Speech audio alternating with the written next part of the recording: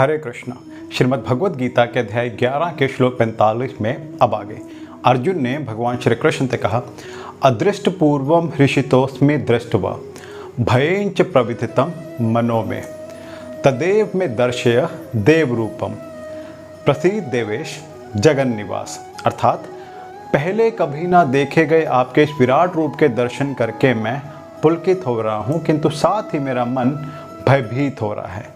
अतः आप मुझ पर कृपा कीजिए और हे देवेश, हे जगन निवास, अपना पुरुषोत्तम भगवत स्वरूप पुनः दिखाएं। अर्जुन ये देखकर अत्यंत प्रसन्न है कि उसके मित्र श्री कृष्ण भगवान है और वह ऐसा विराट रूप प्रदर्शित कर सकते हैं, किंतु साथ ही वो इस विराट रूप को देखकर अत्यंत भयभीत हो रहा है, क्योंकि उसने अनन्य मैत्री भाव के कारण श्री कृष्ण के प्रति अनेक अपराध किए हैं। अतएव भयवश उसका मन विचलित हो रहा है, यद्यपि भयभीत होने का कोई कारण नहीं है। अतः अर्जुन श्री कृष्ण से प्रार्थना करता है कि वे उसे अपना नारायण रूप दिखाएं, क्योंकि वे कोई भी रूप धारण कर सकते हैं। इस प्रकार अर्जुन वैकुंठ लोक के उनके किसी एक रूप के दर्शन करना चाहता है। और अगले श्लोक में जानेंगे कि अर्जुन ने भगवान श्री कृष्ण से आगे क्या कहा। तब तक मेरे साथ प्रेम से कहिए, हरे कृष्ण, राधे राधे।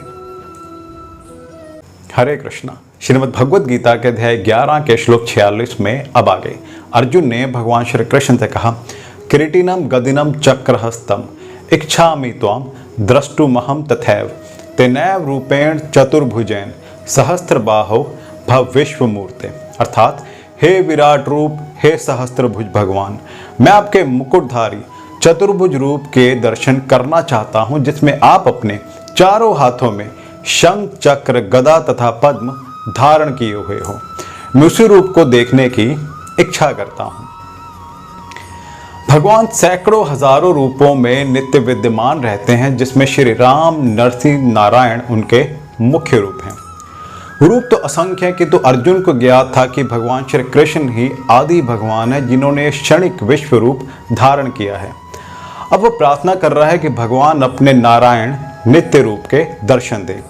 और इस श्लोक से श्रीमद् भागवत के कथन की निस्संदेह पुष्टि होती है कि श्री कृष्ण ही आदि भगवान है और अन्य सारे रूप उन्हीं से ही प्रकट होते हैं। और अगले श्लोक में जानेंगे कि भगवान श्री कृष्ण ने अर्जुन से आगे क्या कहा। तब तक मेरे साथ प्रेम से कहिए, हरे कृष्ण, राधे राधे।